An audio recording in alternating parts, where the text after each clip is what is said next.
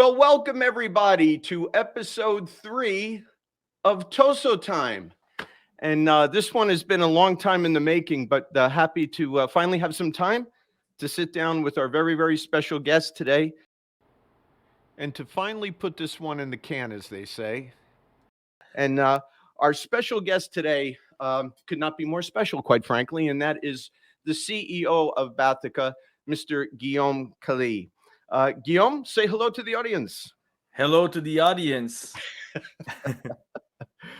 Well, Guillaume, certainly I know your background, but I'd like to start with what was your life like before Bathica? What preceded Bathica?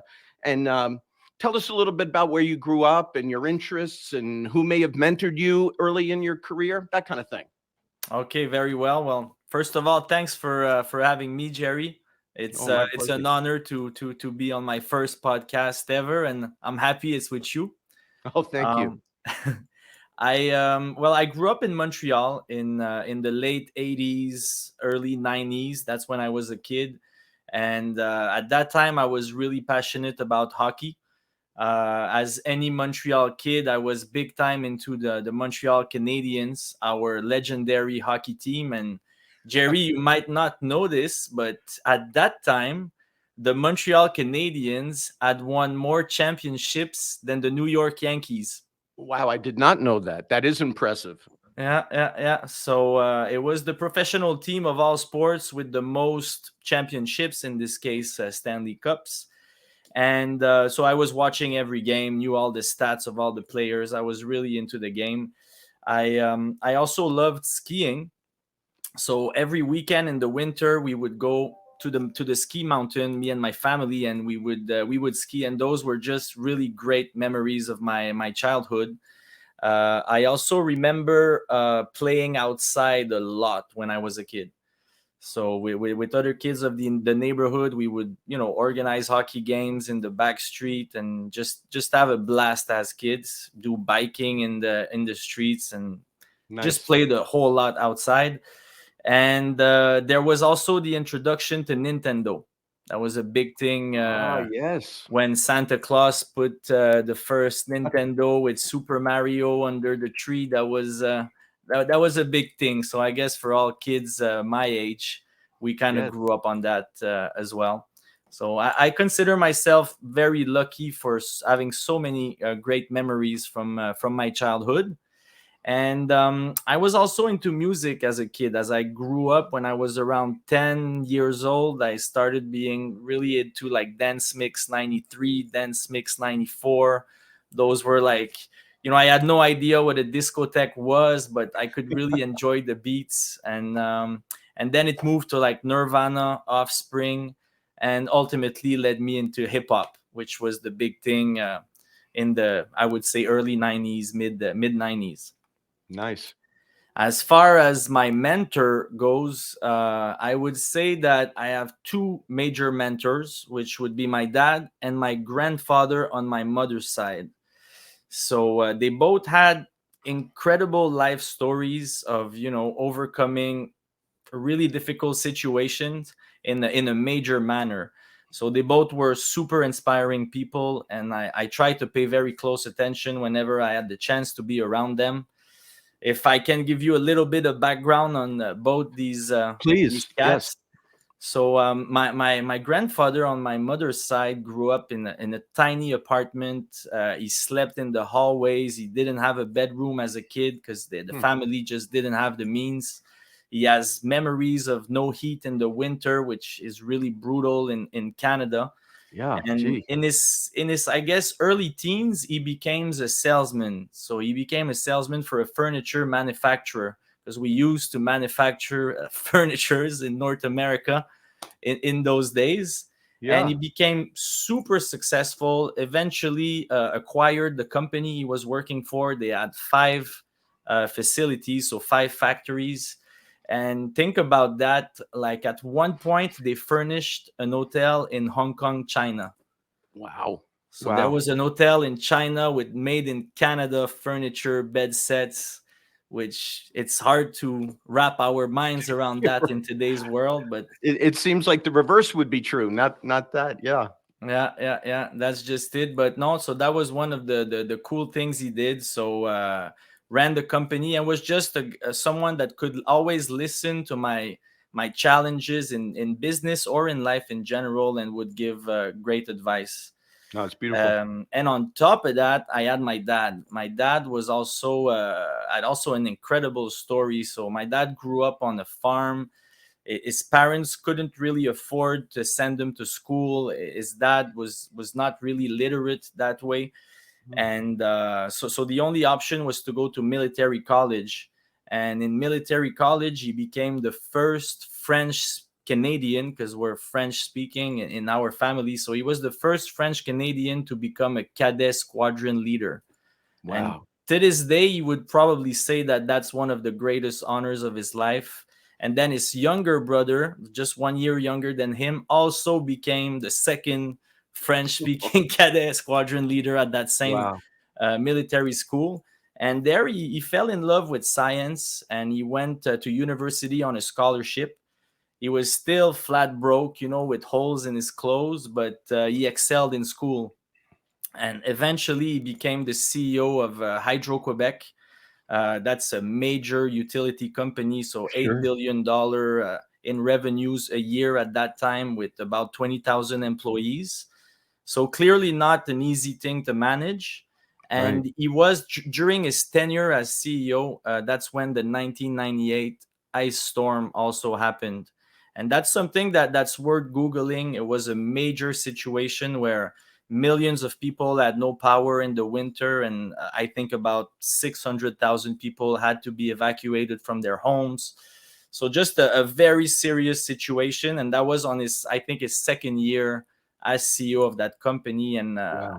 And anyways, in the end, he pulled it off. Hmm. So there wasn't that Talk much about casualties involved with that whole crisis. talk about baptism by fire. Holy mackerel. Yeah. Yeah, baptism by ice, I guess, Yes. By in this case. But yes. no, I was really fortunate to have them around, and so proud of their accomplishment, how far they came. So together, both of them were probably the best coaches one could ever ask for, and they also set the bar, pretty high as Yeah. far as what is achievable, and what you can do with your life. Yeah. Oh, beautiful, beautiful story, and wonderful to have mentors like that so close to you. Yeah, Really. I have to just go back just for a moment, Guillaume, and talk about your interest in hip hop. So, my interest musically is completely contrary to that. I'm more classic rock, guitar driven. But I have to tell you, I just saw the latest induction ceremony of the Rock and Roll Hall of Fame where Eminem got Mm. inducted. And I have to tell you, his performance was so entertaining. It was it won me and my wife over. We were absolutely blown away by that performance. Yeah. No, there is really skills involved in hip hop. It's very different than rock, because I also love rock. Like I mentioned, there's Nirvana, Offspring, but even older bands like Pink Floyd. You made me rediscover Pink Floyd, Yeah, but there are so many like legendary bands of rock, and you might not have that same thing of legendary bands in hip hop, where it could be more of an individual. Although there are groups and super groups, it's sometimes more of a individual effort with beat makers and yeah. then the rapper. But it's still, there's a lot of skills involved, and it's different styles as well. Well, I don't want to go completely off track here, but I will say something you just said was very interesting because in Eminem's acceptance speech, I would say 80% of his speech was dedicated to him literally reading a list of all of the people who influenced him. And in many cases were people, well, in most cases, people I've never heard of, but very obscure hip hop and rappers. But he made a point of making sure every one of them was named. I thought it was brilliant. Really Mm. nice. Yeah. Well, let's get back on track a little bit, Guillaume. So now that we have some foundation of your beginnings and your teachers and your mentors, please share with us what got you interested and what drew you into HVAC. That's a good question. So it was about 16, 17 years ago when I sold my first mini split.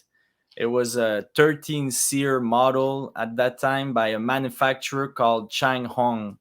And Mm, I sold that mini split in a flea market just a few clicks north of Montreal in a place called Saint Eustache. It's probably the biggest flea market we have in Quebec. Someone I knew had brought in a couple of containers of mini splits and knew an installer, so I was able to sell a turnkey solution for homeowners or building owners that I would meet over there. So I would collect leads all day, set appointments for home visits, and there I would go in the houses of those people to quote the job, explain where the unit would go, why it would go there, with zero HVAC training. That was really something I kind of learned on my own. There was the internet back then, so I could find like where would you put the unit, but right. um, but that was it. It was 100% commission gig. There was no salary attached to that, and before that, all I had, was salary jobs. So I was a janitor. I did customer service. I was a bank teller, telemarketing, office clerk. Did tons of little gigs, but I never really was passionate about anything I was doing until I discovered the mini split grind, I would call it. And although I was standing in the weather all day in the flea market of all places, I really felt free, and I love kind of being my own boss. I was Yeah, so sure. pumped when I would close a deal. I remember I was dancing in my car on the way back home. Like, it was the adrenaline of closing a sale was just a big thing for me. And eventually I even recruited some of my younger brother's friends into this mini split hustle, if you want. And we opened up two more flea markets. So we had another one further north and another one on the south shore of Montreal.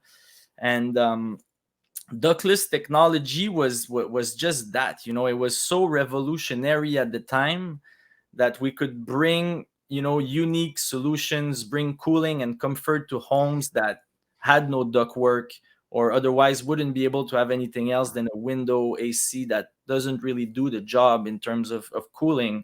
So I fell in love with the technology, the flexibility of the installation, and kind of how easy it was to retrofit a home that had no cooling into a home that had cooling. Sure. Well, very humble beginnings. I remember you telling me more than once that you went from the flea market to the mini split market, Yeah. and that's exactly true when you explain it that way, for sure.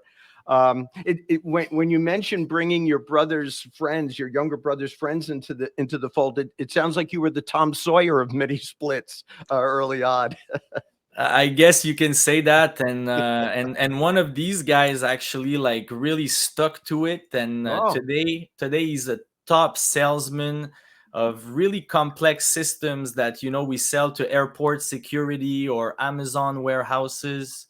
wow. So he really took his career to I don't take the credit for that, but I was the one that kind of pulled him out of a call center and said, let's go grind the mini splits out, and from then I guess it was just opportunities on opportunities, and he captured them all. And today it's very complex sales when you're dealing with the international airport in another country. Yeah, It's and I'm very proud of this guy.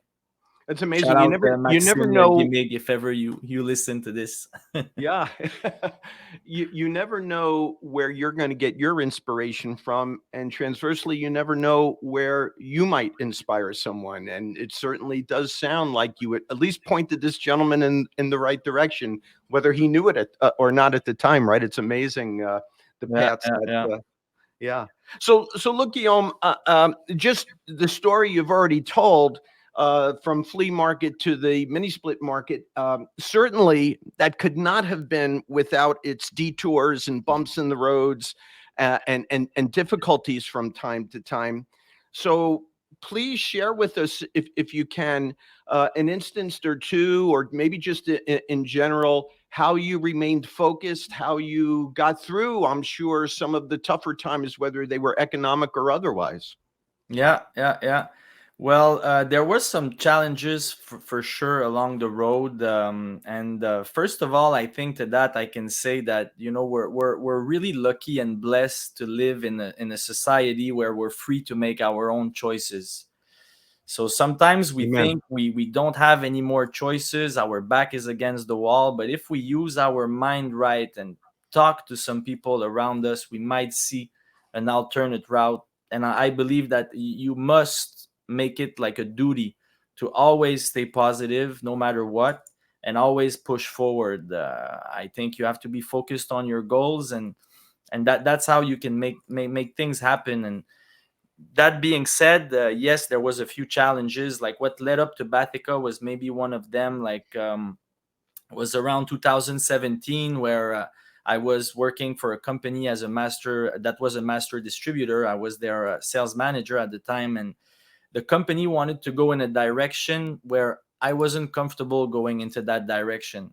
Hmm. And instead of going that route, I chose at that time, at that, I would call that a crossroad. I said, you know what, it's probably better to hand in my resignation and kind of jump into the void, which Wow. I had no idea at that time that that void would lead to establishing Bathica with the Tiber family and Sebastian. But that's kind of what it did, and that was a big thing to do. I had two kids, I had Yeah. a wife, I had a mortgage, so I would have no income. I quickly became a manufacturer's rep, so I was repping a line of fire suppression range hoods Wow. and trying to call on distributors to carry the line, introduce it to Canada. It was an American manufacturer, but I had no success. And I remember one day driving back from Quebec City, trying to sell those fire suppression ranges, and just getting a call from Sébastien Barbeau of Tiber saying, "Hey Guillaume, we're looking to grow our heat pump business.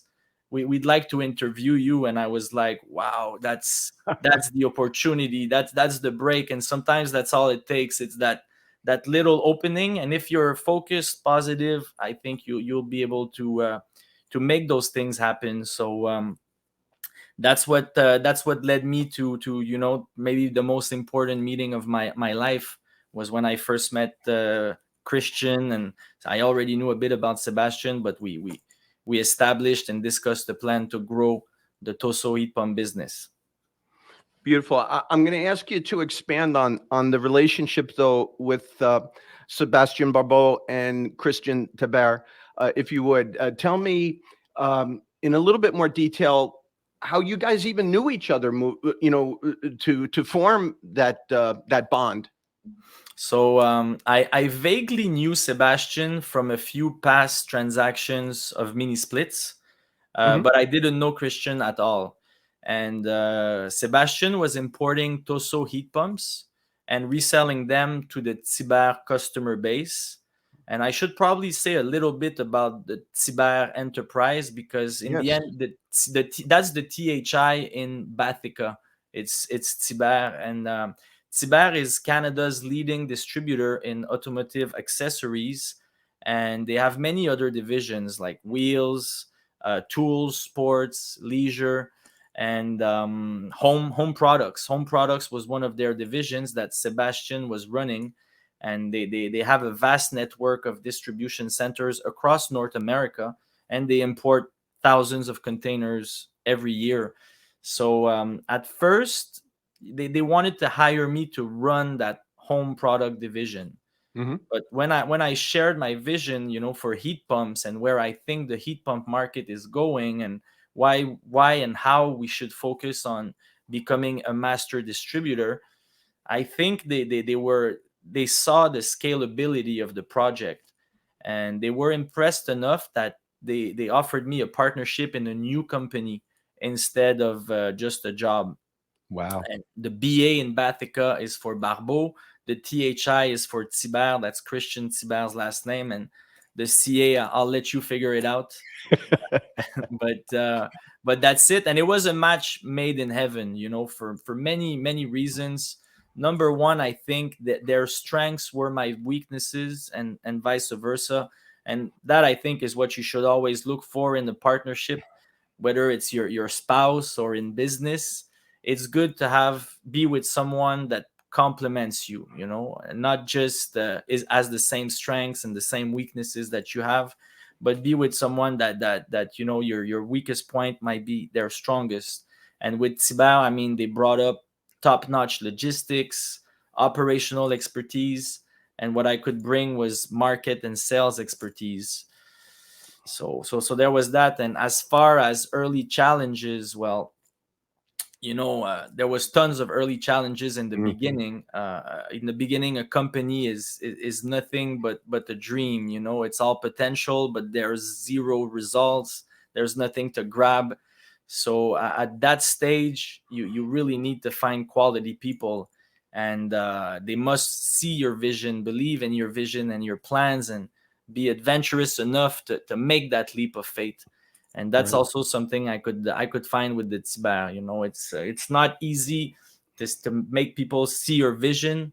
I think even when you're a multi-billion-dollar corporation that's been kicking behinds for like 50 years in your trade, it might be hard to convince people to jump on board. So you can imagine how challenging it is for a company that's got zero sales and has been in business for 5 minutes. But regardless, you must try to build that runway before your plane can take off. So you have to build a team around you of like-minded individuals that, as long as you have I think having a clear vision is very important, and a plan that could be adaptive, because there's going to be lots of bumps on the road, Sure.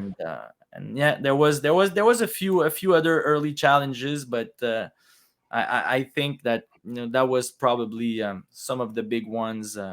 I would maybe say too that in the beginning, for us, the most crucial elements were sales, because if you don't have sales, there's no business. But then there's also operation, because you need to be able to deliver the sales that you made, deliver the goods, the right way, the adequate way for the customers. So operation was also key. And then there was finance. Our game of import and distribution is capital intensive.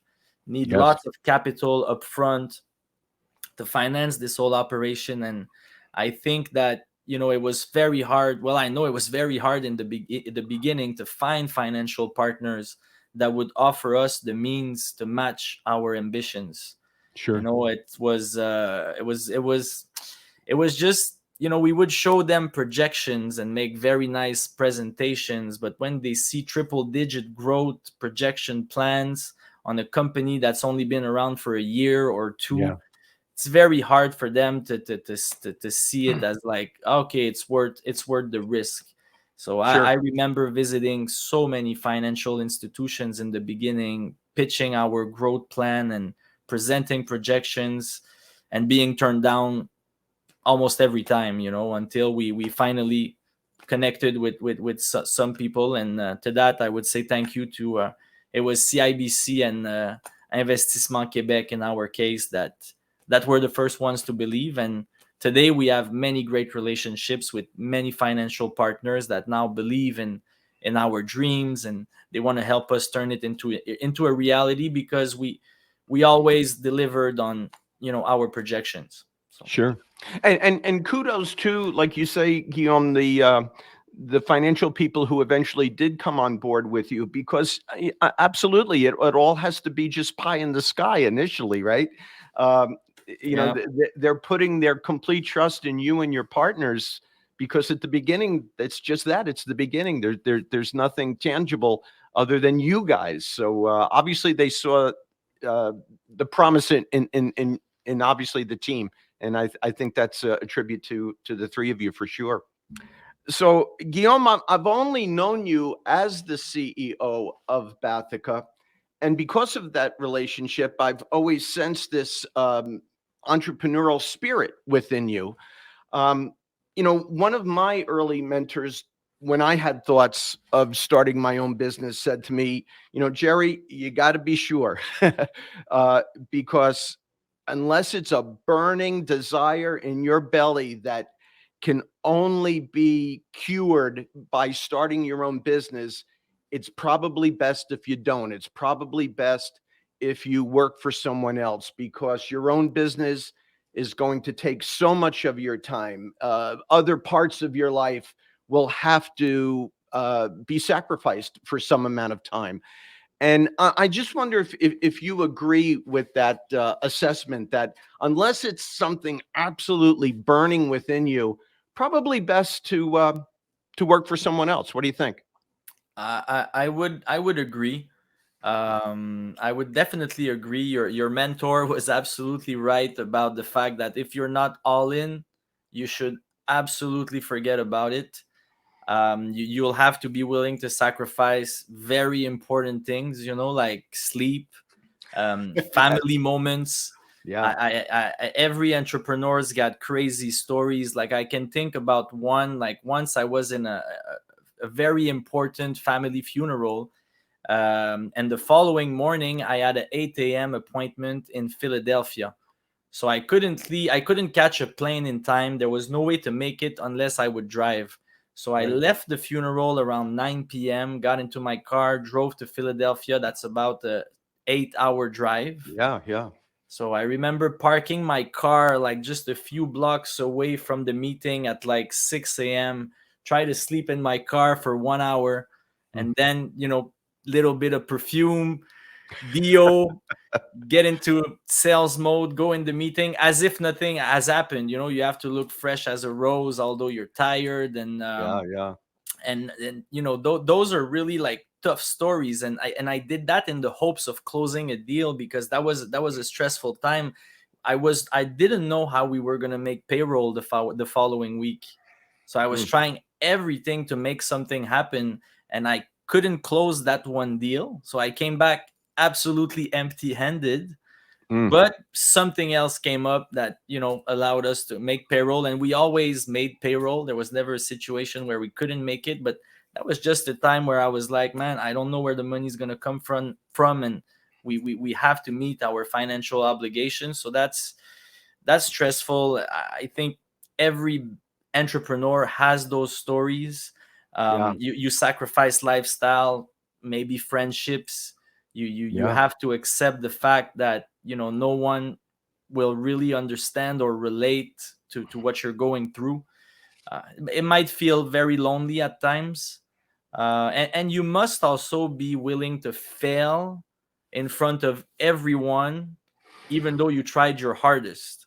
So you Yeah. put in your best, and it might fail, and everyone will see the failure. And that's people think, or people say, I don't care about the opinions of others, but in fact it's very hard to not Yeah. care at all about the opinions of others. So I would say that you have to put it all on the line, at that point, and really really go all in, as he was saying. And if you think you're going to be a boss and lead a team, it's not, you pretty much have it backwards. Like you really have to work for the team. You have to work Right. for your partners, you have to work for your banks, you have to work for your suppliers, for your customers, for the organization. You really have to put in the work, make very tough decisions sometimes that are unpopular within your organization. But if you feel that's the best decision for the company, you must take it, and you must stand by that decision. And it's the good old share the credit, take the blame. Yeah. Yeah. The list goes on and on. I think in the end, though, what I just described is pretty similar to being a parent, where you Ah. make tons of sacrifice and you see something grow. And in the end, in my case, I would say it's all worth it. But is it for everyone? The answer is most definitely no. Right. Right. Something that I think our contractor audience would appreciate. I remember in the 23 years where Patricia and I were running a contracting business, I always say that her and I developed our own language, Guillaume, because I would come home after a 10, 12, 14-hour day, and I'm not bragging. That's what contractors do, right? It's just, Mm. and all startups, it's just this endless amount of hours that you have to put into it. And of course, as I would come through the door, Patricia would inevitably ask me, honey, how was your day? And if I told her, Patricia, I kept the torch in the truck, she knew that was a good day, right? If you could keep the torch in the truck, it was an easier day, I guess is my point, right? Sometimes you take the torch out of the truck, it's a good day financially. But if you Yeah. could keep the torch in the truck, and I think all couples, all families who go through that early entrepreneur, you develop your own language, right? You have a way of communicating that other people probably wouldn't understand. Absolutely. The spouse becomes a shareholder in the situation. Very It's well said. Yes, there's no absolutely. way around it. Yeah. Yeah, very good. Well, Guillaume, I want to ask you about someone that I know was extremely important and influential in the early stages of Bathica, and that is our friend and now former colleague, Wesley Salisbury. Um, Mm.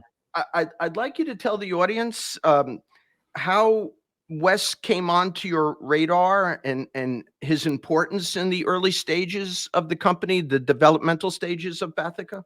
Yeah. Very good question. So I connected with Wes through a mutual friend back in the days when Wes was with Samsung Quiet Side. Yeah, And Wesley was Bathica's first employee. Earlier I mentioned something about building your runway for your business. yeah, So us, we needed tech support. We needed to be able to support the equipment we were selling, and with Wes, we were like the dynamic duo, Wes and I. Like we would even make sales calls together, and I was offense, he was defense, ah, and you cannot be all offense, you cannot be all defense. You need both. And yeah, that's the kind of the team that we were when we were making those calls. And I also said something about the importance of having people that believe in your vision early on. So Wesley was a believer when there was nothing with Bathica. There was zero sales history. The company was 5 minutes old. Like, there was not much to see, but Wes believed, and that in turns gave me the confidence I needed to mm, push forward in that, because sometimes you need that little extra boost, and sure, having people believe in you really makes a big difference. So I would say that he also brought that to the company. And it- you know uh, what differentiates Bathica, like in a major way aside from logistics, is our ability to support the product. Whether it's now through your trainings or with the help of guys like Dennis King and Devin Embry that know the product inside out. We have very qualified people answering the calls for tech support. Well, Wesley brought that validity to what we were yeah, doing. yes, I think pretty much anybody with money can get, a good price, can import mini splits, have decent pricing, a decent product. But to be able to have the infrastructure to support it and nurture it and make it grow and be credible in the business in a scalable way, you need to have that tech support. And that's why I call it like the defense, let's say, because sales would be the offense. You right, need the defense to keep your customers, stay winning. And I yeah, think that's what Wes really brought, was that validity, where we carry parts, we have a warranty policies, we design projects with engineers, comply with very high efficiency standards. And another thing Wesley did was he's the inventor of our spirit animal, the husky, that we see in your background right there. So yeah, Wesley came up with the trusted companion that gets you from A to B in extreme conditions. And that's been who we are. And it embodied so well what we're trying to achieve at Bathica. And I remember I was in an airport in China with Wes, not even an international, like a Chinese airport, flying yeah, inland China. And Yeah. that's when Wes had the idea, and I was just, when you hear something that's so brilliant and you remember exactly where you are, Yeah. Yeah. and that was one of those striking moments, and that was just Wes's mind. He was not just technical. He wore many hats with the business, and today Wes is no longer with us, and that's okay. People grow, people move on to other things, and we're very proud of Wes. His career is taking a phenomenal trajectory. We will always cheer for Wes from the sidelines now because we're no longer on the same team, but we're, Absolutely. we're super grateful for all the work he's put in. And if you're watching this, Wes, thank you, brother. I'm so grateful. Couldn't have asked for a better teammate. Love to you, Wes, for sure. Love. Hmm. Um, a couple of things. Well, this is why I love doing this little show, Guillaume, because inevitably, with every guest, I learned something that I didn't know. I didn't know that the husky was Wes's thought. I just always Yeah. assumed it was you. The husky kind of being a Canadian icon. I just figured it came from you, but that's brilliant. I didn't Yeah, know that. no, it was Wes. And I think he factored in the fact that it was a Canadian Yeah, type of Nordic Arctic animal, but that absolutely. was Wes. So we will always have a part of Wes with Bathica, with the Yeah, trusted companion. His and just legacy will continue. oh, no question. I just one more thing I wanted to emphasize with Wes. One of the smartest people I've ever met, and I Hands don't say down. that lightly. Just an absolute brilliant man. So I have to imagine that early on, I think you mentioned this. It kind of validated Bathica. It gave credibility to Bathica to have this kind of brain power, quite frankly, to help with technical support. So absolutely, Wes was an incredible find, and Mm. we love him. So Guillaume, let me move on to another incredibly important early relationship, but a relationship that does continue, and that is with Toso. Please tell me, because I'm not always quite sure, and certainly our audience, how Toso came to be partners with Bathica. So before Bathica even existed, Tiber was already importing some Toso mini splits. They started that in 2015. So Toso is a worldwide brand that is owned by Gree, and Right. Gree is the largest manufacturer of AC on the planet. If we look at production volume, I mean, there's a saying in the industry: 1 in 3 is Gree. Yeah. It's not 1 in 3 is the Gree brand mini split, but it's 1 in 3 was made by Gree, and Right. they have made air conditioners, I believe, for every air conditioner brand out there at some point in some markets. Yeah. So just a HVAC powerhouse. And if we could say that, back in the days, all road leads to Rome, I think in our trade for air conditioners, it would be something like all roads lead to Gree, being that they're Yeah. such a powerhouse with 90,000 employees in 160 countries, 30 billion in revenues. And they have a commitment. Gree has a commitment to invest 5% of their annual revenues back into R&D. So Mm. that's last year alone, that's $1.5 billion invested in R&D, and that's a company that focuses on HVAC. You Yeah. have other HVAC players that have other appliances divisions, like dishwashers, ovens, refrigerators.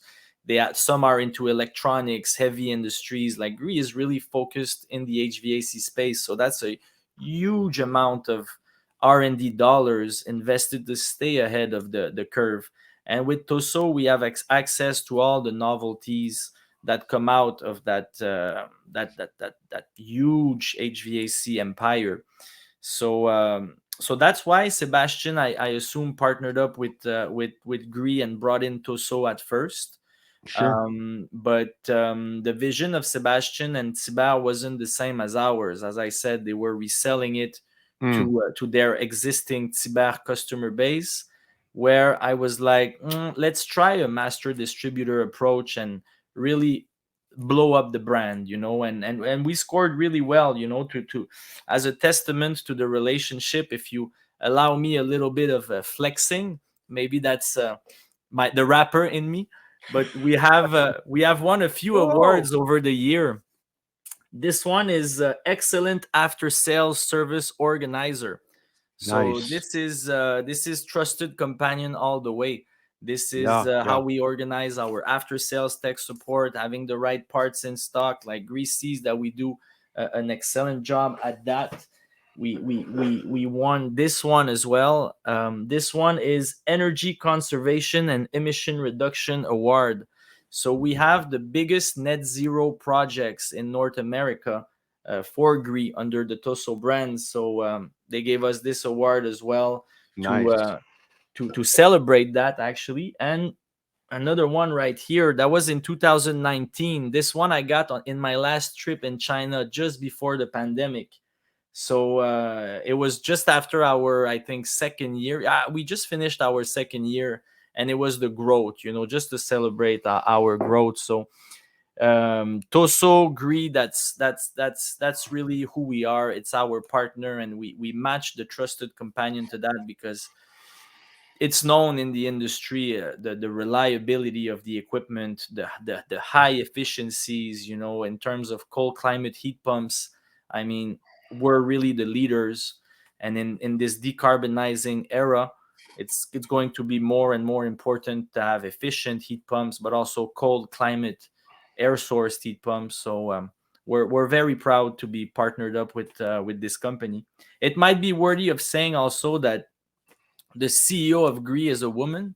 Yes. So shout out to all the women in HVAC. Yes. Madame Dong Min Soo has been running this company for a while, and you know, so it's a man-dominated industry that we're in. So I think whenever we can give flowers to some of the women in our trade, we should do it. So shout out Yeah, to Madame Dong Min Soo. absolutely. And I will just share with you. I don't know if I've mentioned this to you recently, Guillaume, that um, in virtually every training event that I have done in the fall and winter of 2022, in virtually every event, I've had at least one woman present as an Mm, attendee. That never happened before. It was a rarity wow, when I would have a woman attend a class, and now there's one in virtually every class, and we need more. we, absolutely, we need more. absolutely. I mean, this is a great trade where people make very good living. You can start earning fast in your career. You can start your own business with this trade. It's the level of risk is not that high because HVAC is something, you know, it's something we need. It might not be the sexiest industry of all, but it's something that is, you know, needed. Every building has it, and whether we're looking at commercial building, industrial buildings, homes. So there's tons of opportunities, and I think right now in the trade we definitely need more people, and I think we also should encourage people to join trades a little bit more. Sometimes it's, I don't want to say necessarily frowned upon, but it might not look like a complete success if you don't do the university path or college path, but at the end of the day, if you look at the numbers, you know, when you become an electrician, a plumber, HVAC technician, you start earning money fast. It's good, honest money, and you can have a career for a long time and transition like you did, you know, Yes. into becoming a renowned trainer in the industry, and now a podcast host, you know. So there's There, tons there, of opportunities to transition afterwards. no question, there are many avenues to take with the trade, and it's an honorable trade for sure, a profession, I like to say as well. When Hmm. I always say, and I put this in my most recent article that I know you've read, Guillaume, and that when we use our hands and our mind, that's when we become craftspeople. That's when we become artists, right? And the trades allow us to do that, to use both our hands and our minds. So I owe everything I am and everything I have to the trade, and I will always be eternally grateful. Um, so look, Guillaume, it's always a little. it's always a little odd interviewing your own boss for a podcast. Um, but so it kind of makes me a little uncomfortable because I feel like anything I say is going to come off as self-serving, but I don't care.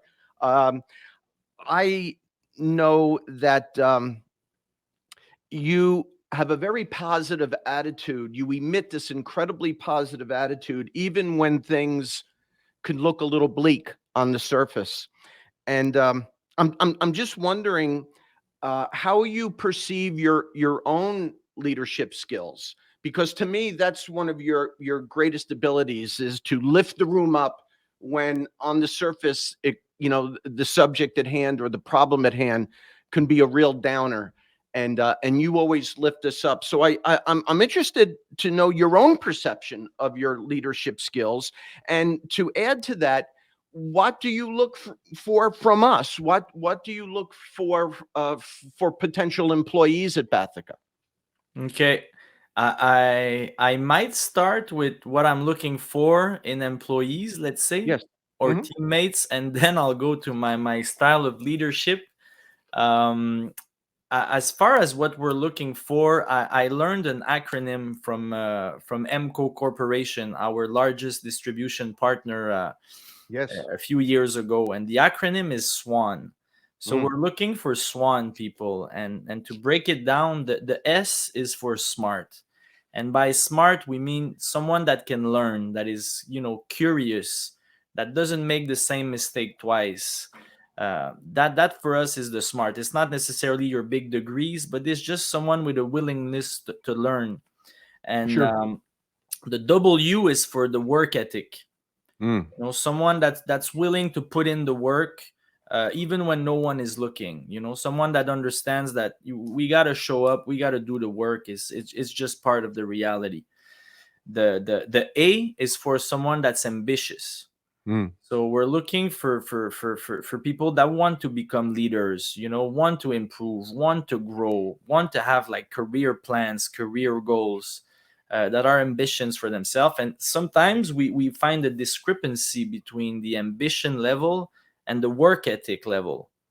Like some people are very ambitious with low work ethic, Yeah. and Yeah. and that's a big no. Right. It's something that doesn't really work. So you need to score high on both if you want your if you want to be a part of our team.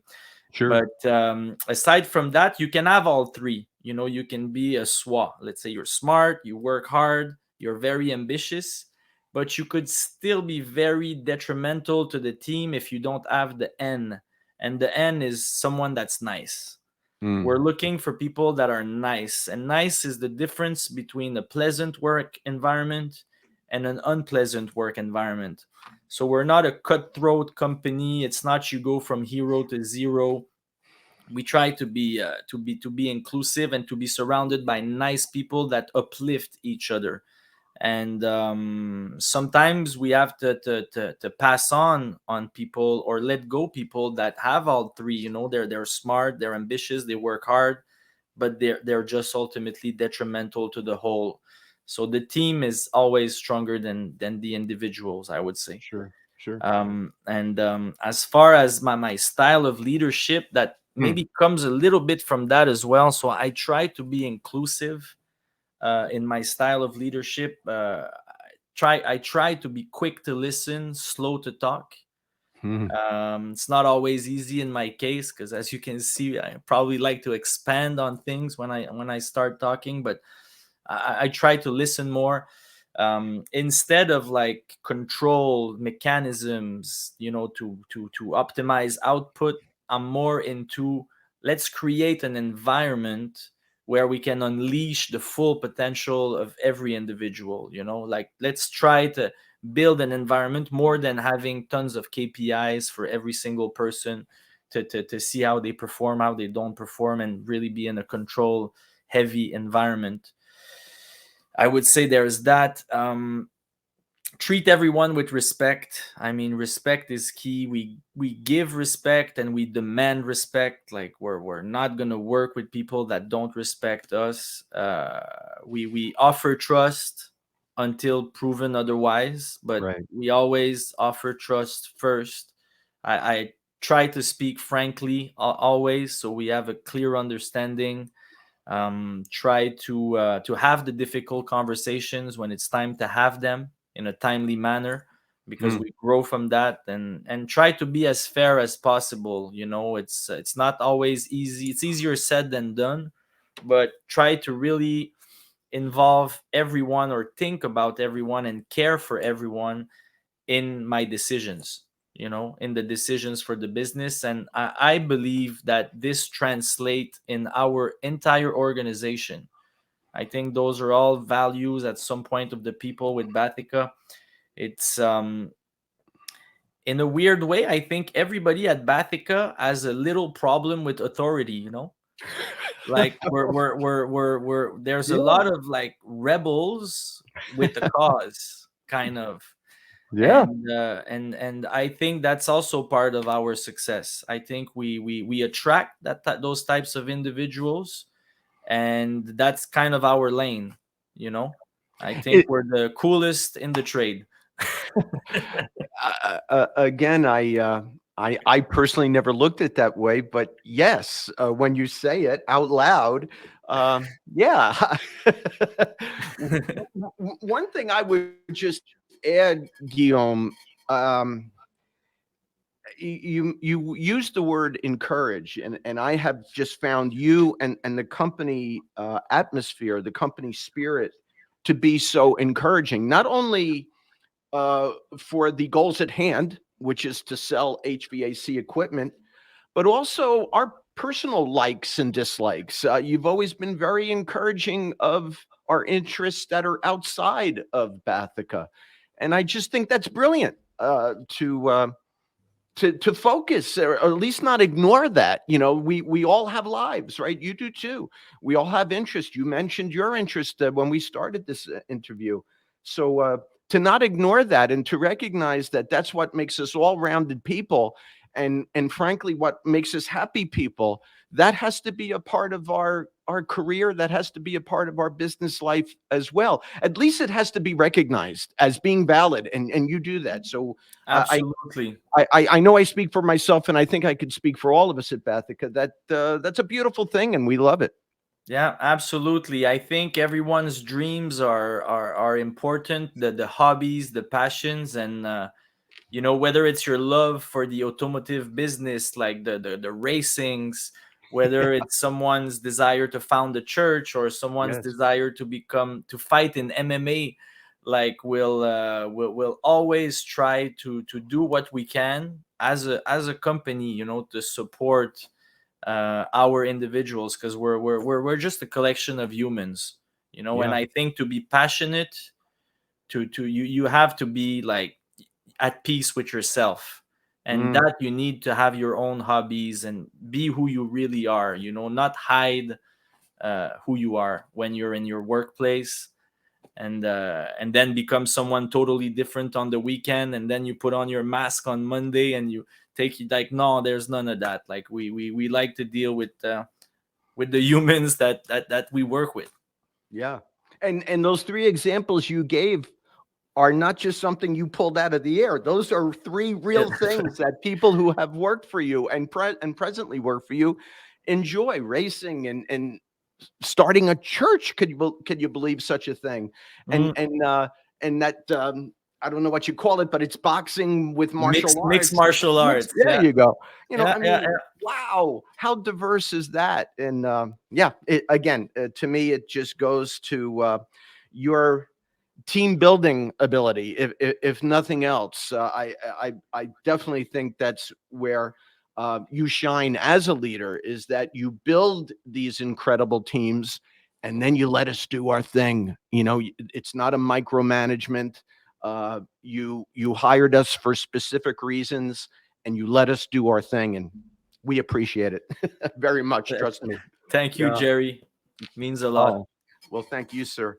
So, okay, Guillaume, that kind of brings us to present day. I'm very interested, and I know our audience is very interested to know where you think the mini split market is going, in more general, where you think the HVAC market is going, but most specifically, where do you see Bathica 5 and 10 years from now in the future?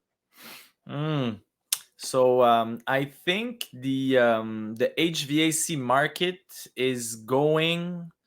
We're going to see the decarbonizing trend, right? Ah, mm, And more, I think smart home IoT devices come into the fold, integrations, the grids, all that decarbonization is going to create pressures on the grids, right? The electric grids, and the grids are built for peak periods, and I think we have to factor in that the peak that was here is going to become here at some points because of electric vehicles, because of electrification of heating, cooling.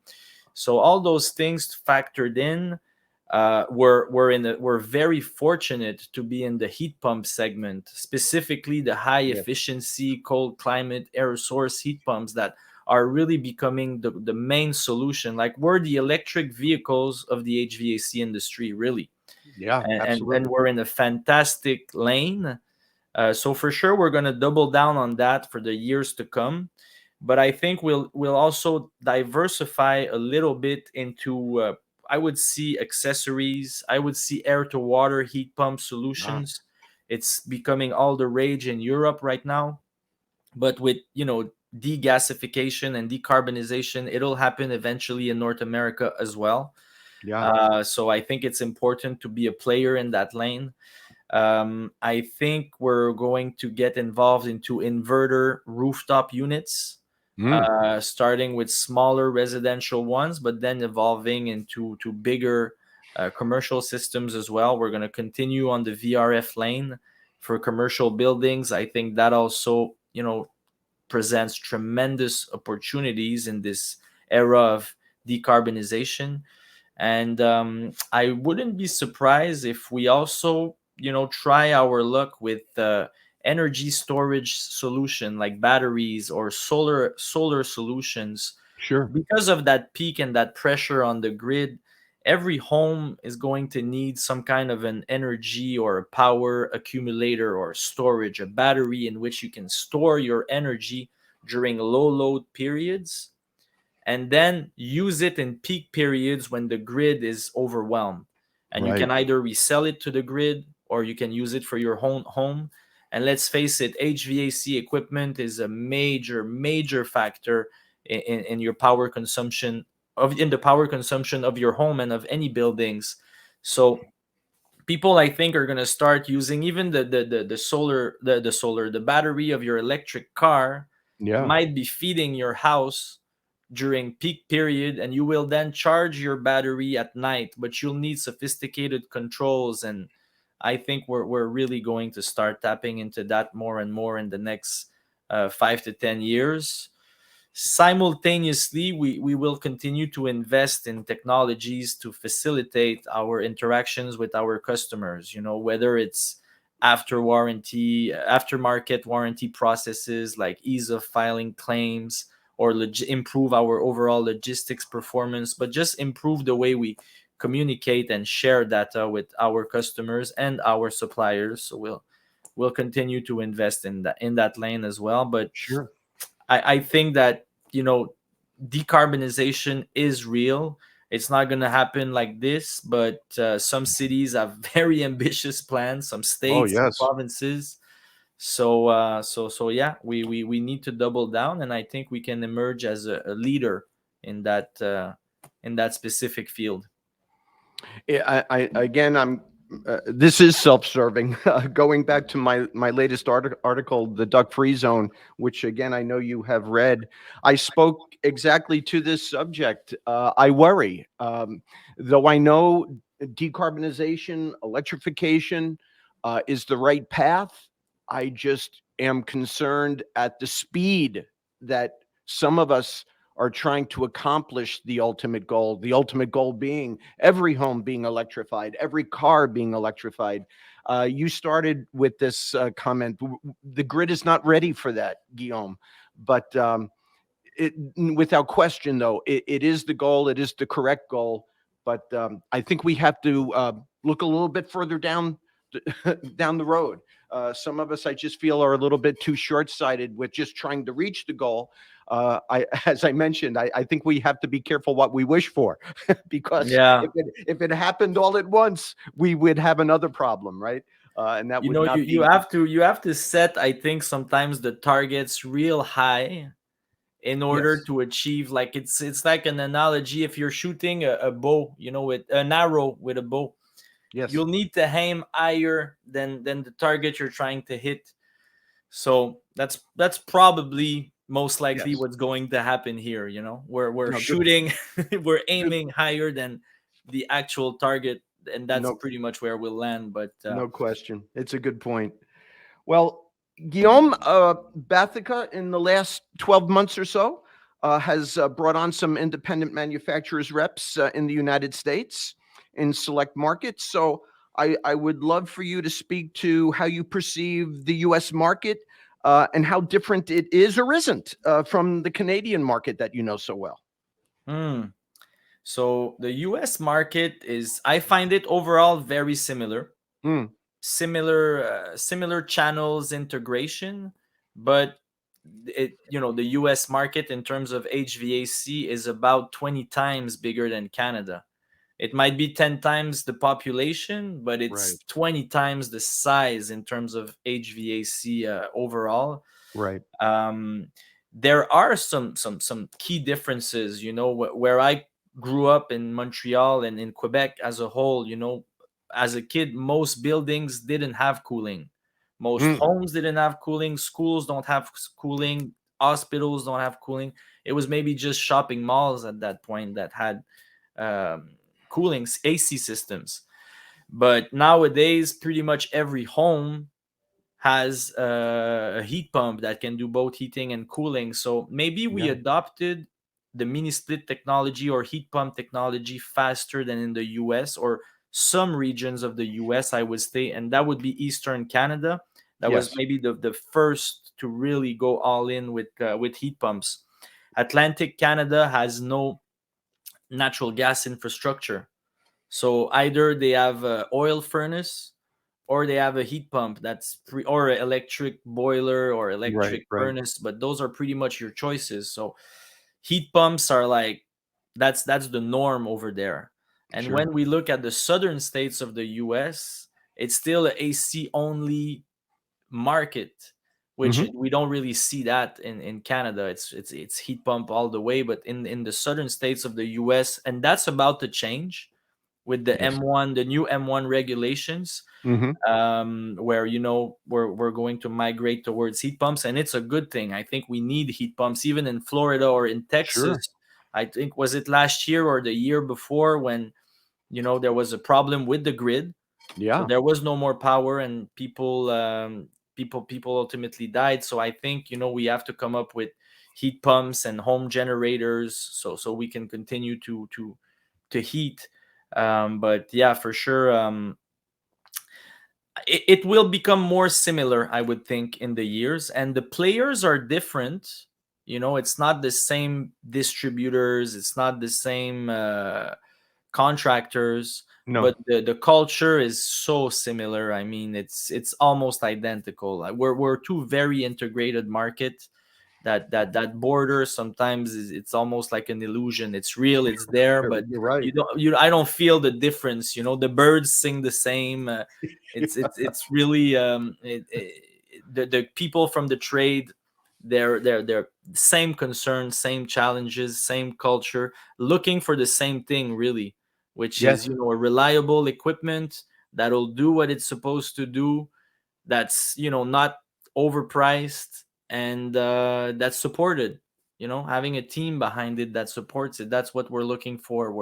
We're markets where labor is expensive, so it's not so much of a, we replace a lot. We don't replace a whole lot. We have to repair what we have. And Sure. Sure. yeah. Well, great. Guillaume, I've been at this HVAC thing probably about as long as you've been alive. I'm 61. I started when I was 19, and I've heard the word partnership be used and quite frankly overused many many times throughout my career.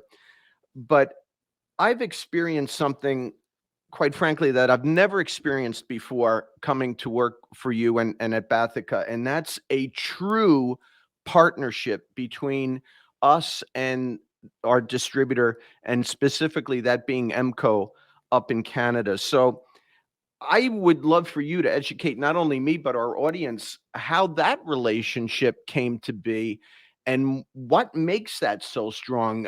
Who are the players at MCO that were early on in formulating that relationship and who remain there today?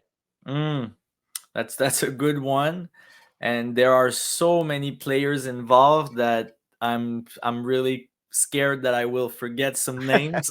There's too many to name, but I would have to start with Martin Gagnon that you met in Talladega Yes, yes, yes, at the racetrack. So yes. when I resigned from my former employer and I was kind of jumping in the void and became a manufacturer's rep, I also applied at MCO for a position. So I called Martin and I said, Martin, is there a way for me to work with MCO? And they made me pass a few tests, like personality wise, how smart you are, those types of things. Yeah. And then I had no news after that. So Uh-oh. I was a little concerned, but as I just a few weeks after that, we started working on Bathica, me, Sebastian, Christian, and I get a call back from Martin, and he says, your results are in, everything is fine, it's great. I'd love to have you on board, but at this time, unfortunately, I don't have an open position for like a PCM, which is the job you would fit in. Right. And I said, well, Martin, that's fine at this time because I'm actually partnering up with the Thibert family. I'm going to be a master distributor of mini splits. And this time I'm going to co-own it. So, it's going to be my thing now. And he was Right. very curious about that. He said, well, let's book a meeting. He came, he liked what he saw, and that was the first, I would say, that was our foot in the door with MCO at that point. And after that, and I have to say, it wasn't Tosot at that point. It was their private label that we were making, a private label called Windair. So we still needed to be more than just a master distributor of a private label. And it was with Martin then connected me to other folks within MCO. And one other key guy is Trevor McDonald Ah, in yes. Charlottetown, PEI. Yeah. He was the first one to bring in Tosot. Mm. So I remember driving to PEI, which is a long drive, meeting Trevor, did a few calls. Finally, we make it happen. He starts ordering, and Trevor then it trickled down to other places in Atlantic Canada, so Sydney, Nova Scotia, Moncton, Fredericton, eventually Dartmouth with Kelsey. I have to shout out Matthew Willett, Tony Campbell in Sydney, Mike O'Connor in Amherst. Steven St. Pierre, Matthew Dara. I'm forgetting names for sure, but Sean Breen. Those are all names of individuals that came on board very early. And then there was Ottawa that jumped in with Tosot as well, with Michel Lalonde over there. And the thing with MCO is that it's also a unique business model, a very unique business model. It's a super decentralized company. So you Yes. don't have one relationship at the top and everything trickles down. You have to deal with tons of local leaders and find a way to align them, which is not easy. Mm. At that point, trying to align them is when I have to mention people like Joanna Wu, who was Mm. vendor relationship manager at the time. Went on a trip in China with Joanna. We visited tons of factories together to finally make what's going to be the national alignment of MCO. And I have to also mention names like Bruce Passmore and Mm. Chris Newsom. Yes, yes. Bruce and Chris are the two. They have unique roles within that decentralized model. They are both, I would say, the HVAC business unit leader for Eastern and Western Canada. So they are, like, if you want, sort of the kingmakers or Mm. the they have influence within the group. So it was Absolutely. important to be on board with those people. They had to see the vision. They had to collaborate, and they gave us a shot. We were always honest. We learned MCO's value system and realized it was like our own. It was like looking at ourself because of their model that's so unique, that's so decentralized. They have so many leaders, just like we are. Like they don't have a dress code policy. There's none of that Yeah. stuff over there. Everybody can do what they want to do. The only thing is you have to succeed at Right. the end of the day. So it worked really well with us, and it's a very entrepreneurial model, even though it's a multi-billion-dollar corporation. And Sure. it's run almost like a startup business at multiple levels. So it clicked really well. I think to have success with MCO, you have to sort of bait in that model. Mm. And we had maybe a key logistics advantage where we also complemented the fact that they have no distribution center. So we Right. brought Right. in we brought in that with the THI in Bathica, the Tiber organization. We were able to quarterback all those 250 locations. Well, they have 250 locations across Canada. We're not selling to all 250 locations, but we're capable of quarterbacking so many locations. And Yeah. to get, like, it's really become, we're integrated in that sense. We're really integrated companies, and I think that way we deliver maximum value to their end customers. And yeah, that's that. I have to shout out Sucrage Coular in Yes. BC as Yes. well. He's the Yes. guy that took it on in BC and made it happen so fast over there. Alex Mork in Edmonton, Yes. also major partner. Yves Beausoleil in Quebec City, Yes. Sam Lee in BC. Oh yeah. Those are some of the names, like Ryan.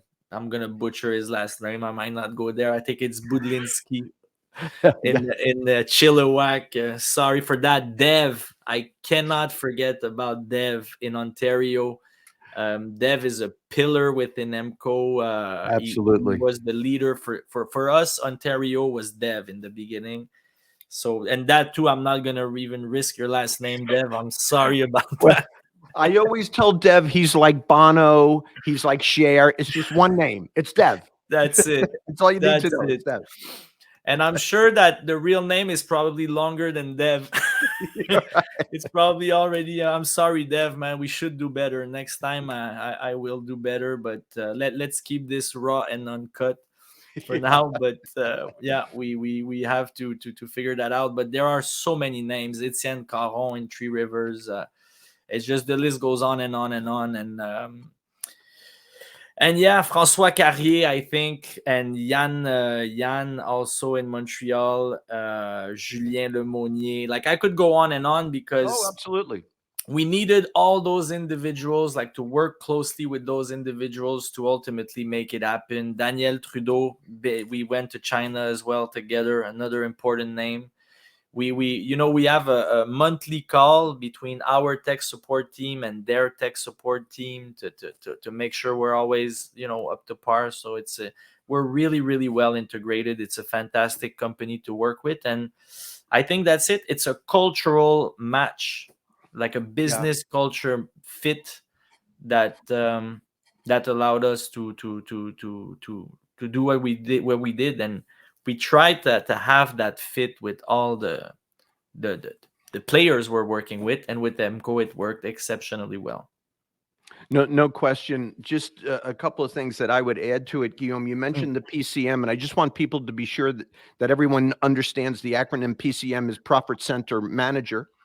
And I absolutely agree with you. When I first learned the business model of MCO, to me, and I've said this to many PCMs that I've met over the past year now, that to me it's as close to owning your own business without actually owning Absolutely. your own business. Yeah. You have incredible freedom. Sometimes there's not sometimes there's always great responsibility, obviously, that comes with that kind of freedom. You can purchase what you want when you want in the amounts that you want, but obviously has to be done responsibly, like any business owner would be. But they truly have skin in the game, as they say, and I think that's why they are so dedicated, the MCO employees at all levels, because they all have the potential to have skin in the game, and I just think that's brilliant from a business model. 100%. Being a profit center forces you to run it as a business. So sometimes in Yes. businesses, when there's a problem, the quick solution might be we need to hire someone new. But when you're a profit Yeah. center, you have to think like, if we bring in someone, we lower the profit. Can we step it up? Can we work harder? So you end up having like individuals that need to perform, want to perform, to stay on board. And a rotten apple is not gonna stay long in that environment, because there's no way it can work for the group. And the profit No sharing question. thing is a brilliant way to run a business. And again, on a personal level, you mentioned the SWAN acronym that Mm. you got that from MCO, and of course the N being for nice. And I've only, I celebrated my 1 year with Bathica this past November 1st. So I've just been in contact with these people for the last 12 months. And Guillaume, you know this. I have developed friendships that I know will last the rest of my life with so many people at MCO. Mm, So there's the end. Super nice people, and just wonderful friendships for sure. absolutely.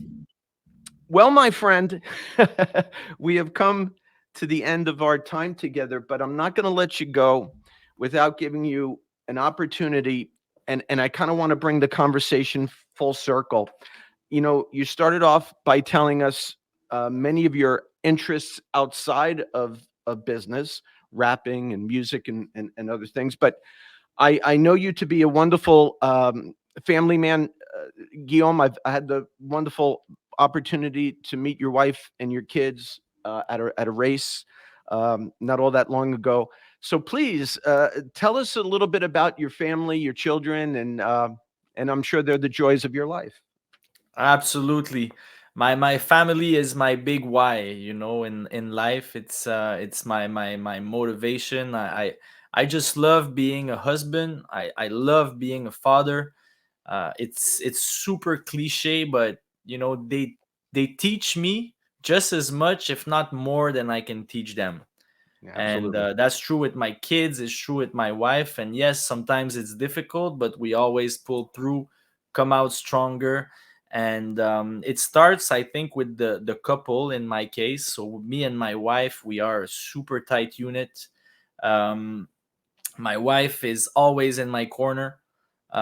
She's been my hardest critique, but Mm, at the same time, it's always in a respectful, and she really makes me better ultimately. So I needed someone like that in my life to do what I did and to continue to do what I do.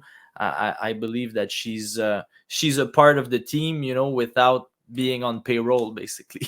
yes, So and I think it takes that. I think you have that as well, right, with I Patricia? do. No question. Yeah. No So question. no, it's the love of my life. It's a marriage out of love, 100%. We and our kids. I mean, the joy, the pride of my life. So happy to spend time with them. I didn't know I was gonna be that type of father, but I really like. Replicated what we were doing. So we go ski in the winter time as a family, and try to be that memory factory for Yeah. them, so they can see like a positive family unit, love in the house, serenity in the house, respect in the house, trying to teach them values. So my daughter Victoria, she's super creative. She likes to sing, she likes to dance. Really like an artist. Very deep vocabulary for a kid her age. She speaks better English than I do already, so kudos to her. And she's definitely gonna go places. Strong personality. And Louis is my youngest. He's in first grade. Victoria's in third grade. But Louis is just like amazing. He's my little soldier, really.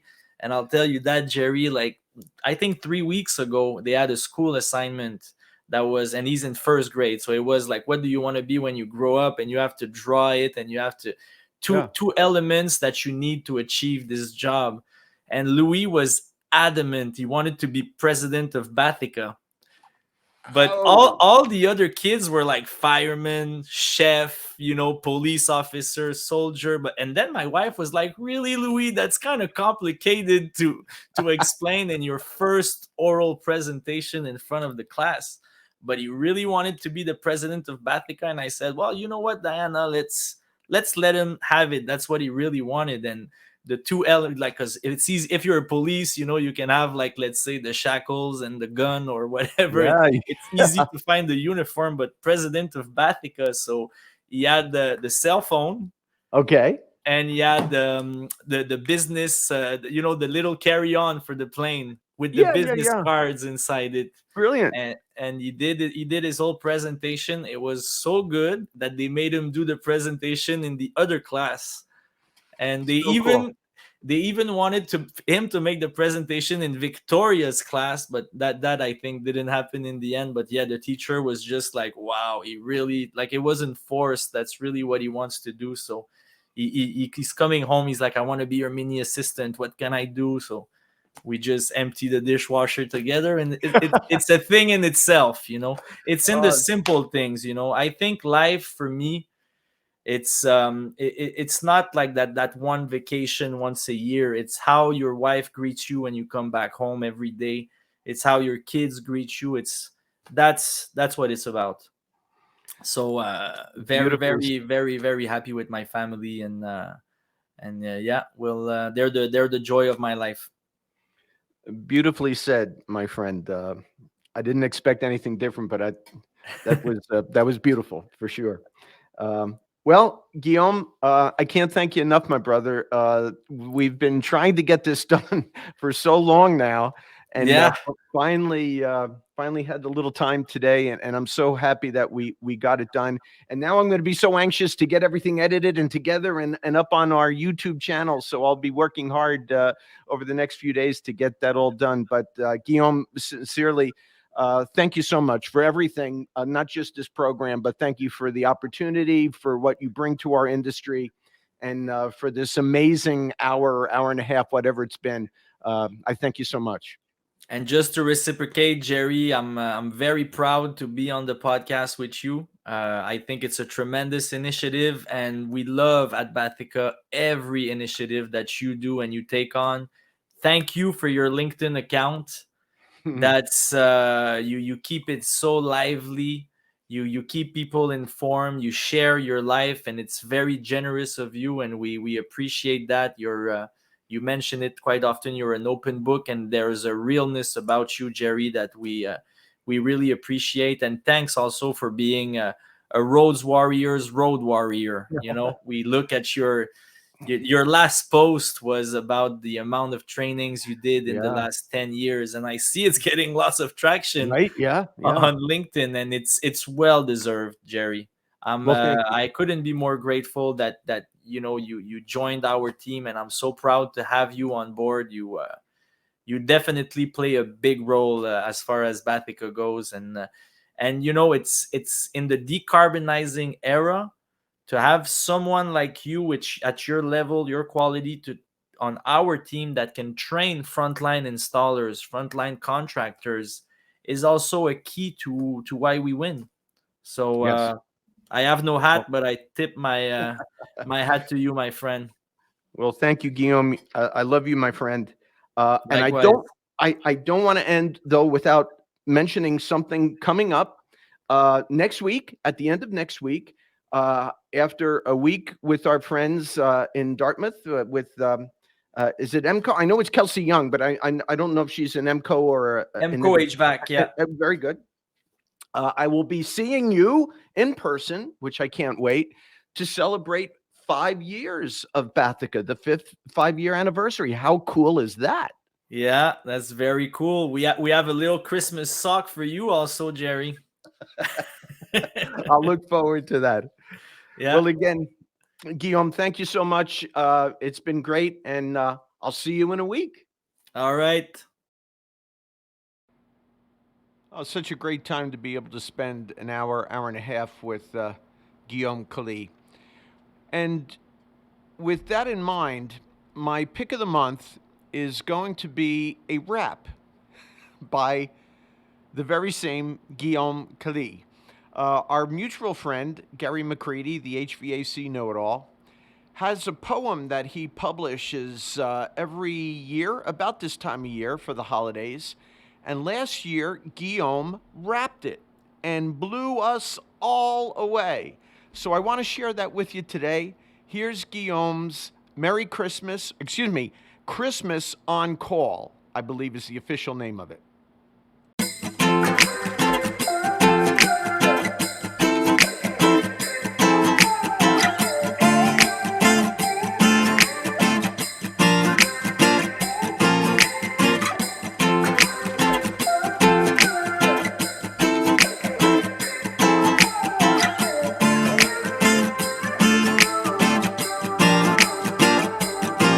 This the holiday season, greatest time of the year. Except I'm on call with snow all over my beard. I can't have eggnog and rum, not even a beer. I left my toque in the truck and I'm freezing my ears. Turkey's in the oven with the homemade stuffing. Too bad I'm on a roof with flame snuffing. Owner rings up with a string of new calls while the laughter of children echoes through his halls. I arrive to the customer, their home is warm and cozy. Oh, did I forget to cancel? You sure did, homie? Then the asshole asked me if he still owes me.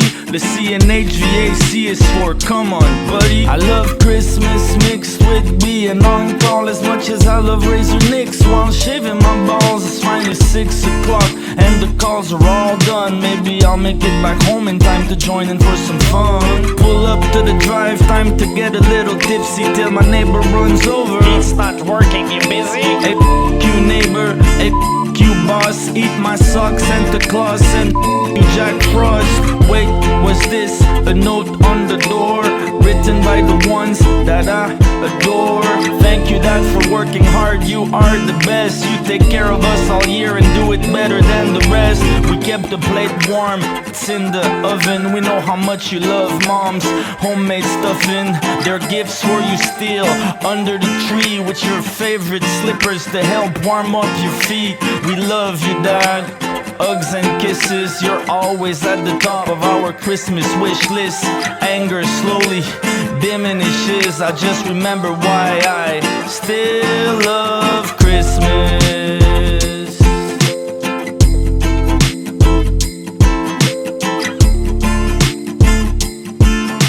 Still love Christmas. HVAC know it all with Tosot. Merry Christmas to you all, even our competitors. Coast to coast we do the most, so let me propose a toast to the trades with no days off until one day it pays off. The manifold packing dads are the baddest, and I log on a flare, that's cool if you ask us. Shout out to the team, you're a part of me really, and shout out to my friend Mr. Gary McCready.